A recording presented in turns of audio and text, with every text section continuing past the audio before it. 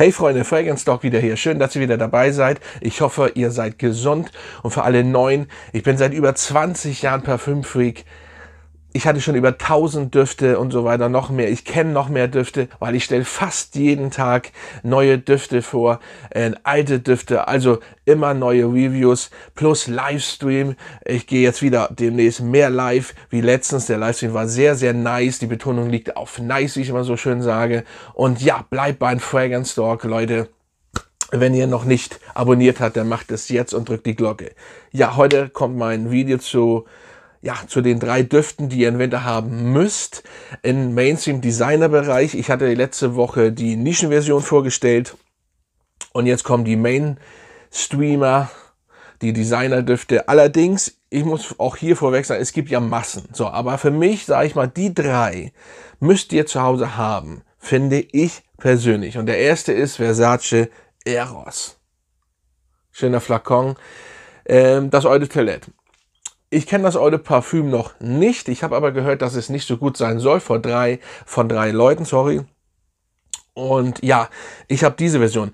Auch da gibt es ja wieder ein Problem. Sie soll reformuliert schon worden sein. Da kann ich nichts zu sagen. Diese Version, die ich habe, ist die Erstauflage. Die ist stark, bombastisch stark, süß. Ihr könnt damit in Clubs gehen, in Bars, natürlich, wenn die wieder aufhaben, wenn das mit Corona vorbei ist, aber das ist eine andere Story, das dauert noch ein bisschen. Und ja, hammergeil süß. Ich war am Anfang kein Fan von diesem Duft, aber jetzt, ich finde ihn cool. So, ich finde ihn einfach cool, auch in meinem Alter, also man muss nicht 18 sein. Er kommt wirklich sehr, sehr nice, er ist richtig cool und kommt bei Frauen sehr, sehr gut an. Und wie gesagt, er ist stark. Ich war auf dem Geburtstag im Hausflur und danach sind noch ein paar Leute gekommen und die haben gesagt, das ganze Haus riecht nach diesem Duft. Absolut geil. Versace Eros. Ja, Versace der Eros.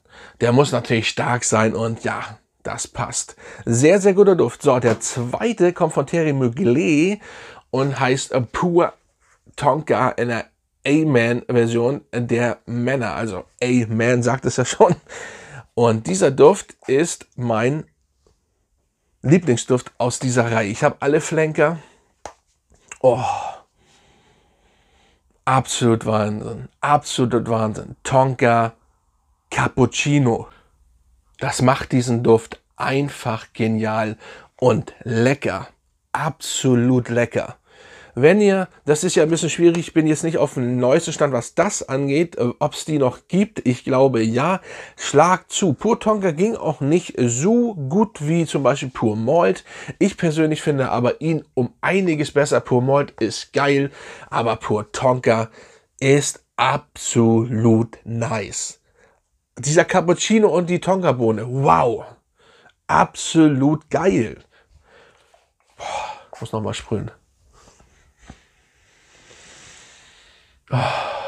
Meine Nase ist ein bisschen zu. Ich nehme morgens auf, das ist oft so bei mir. Aber das ist geil, absolut geil. Ich muss nicht mehr sagen. Also, ich mache ja so und so diese A-Man-Flanker. Die sind sehr geil. Eigentlich fast jeden außer dem B-Man. B-Man ist so ein bisschen ausstehend nebenbei. Das ist nicht so mein Fall. Aber sonst wirklich alle sehr geil. Und dieser ist einfach mein Favorit. Pure Tonka. Ja. Schöner Gummiflakon. Könnte man auch fallen lassen. Passiert meistens. Nicht so viel meistens. Also man muss es jetzt nicht unbedingt natürlich so fallen lassen. Das ist logischerweise. Aber sonst sind die gut geschützt. So, Nummer 3 ist ein älterer Duft. Und ich sagte ja schon öfters und auch im letzten Livestream, ich bin mit diesem Duft groß geworden und ich halte ihn immer noch für gut. Das finden jetzt so einige andere auch. Und ja, ich habe so viele Versionen von dem Duft, auch die alte erste Version mit der Kornblume. Jetzt wissen schon viele, was kommt, und zwar Job Homme.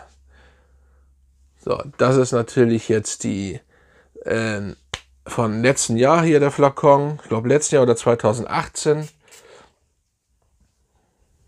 Ja, da muss ich nicht viel zu sagen. Das ist einfach ein süßer Duft, eine süße Bombe, die so ein bisschen die Kirsche im Hintergrund hat. Nicht natürlich so wie die alte Version. Die alte war richtig genial gemacht mit Kirsche. Habe ich jetzt auch im Parfümschrank. Wie gesagt, ich habe viele Versionen. Ich werde auch demnächst ein Video kommen. Ich hatte das ja versprochen, wo ich alle Job Om Flanker, was heißt alle, die ich habe, vorstelle und auch mal was für der aktuellen 220er Version, die hätte ich jetzt eigentlich auch rausholen können. Die habe ich in 200 ml, die ist von 2018 oder 19, die hier. Und es gibt da immer Unterschiede und ich werde das demnächst mal vorstellen, weil es eben auch mein Lieblingsduft ist. Und das war mein erster Duft, den ich bei meinem Onkel früher raufgesprüht habe. Immer der hatte den und ja, es war zwar nicht der erste, den ich gekauft habe, aber mein Lieblingsduft, der kam gleich nach Laura Biagiotti Roma.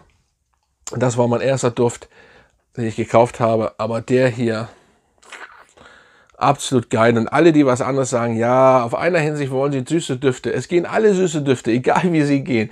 Aber da sagen sie, nein, der ist so süß. Das ist absoluter Quatsch. Das ist absoluter Quatsch. Der geht immer, der kommt immer an. Und vor allen Dingen jetzt. Es trägt ihn ja, es tragen ihn ja nicht mehr so viele Leute. Und das ist das Geile. Und deswegen geht Job Om jetzt auf jeden Fall wieder durch. Er kostet nicht viel. Ich werde alle Düfte so gut wie es geht, wenn ich sie bekomme, unten in meiner Beschreibung verlinken. Schaut da mal rein. Und ja, das waren meine Top 3 Versace Eros, Pur Tonka von Terry Mugler und Job Om. So, für mich sind das Düfte, die man auf jeden Fall haben sollte in der Sammlung.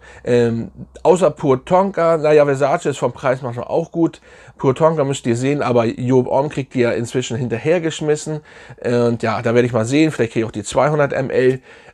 Die geht wieder für mich persönlich, ich sage es jetzt schon mal vorweg, auch wenn noch so ein Video kommt, die aktuelle 220er Version, glaube ich habe jetzt nicht auf den Badge geguckt, aber das muss dieser, weil das Jahr ist bald um und ich glaube, es hat sich auch auf jeden Fall, es hat sich was geändert.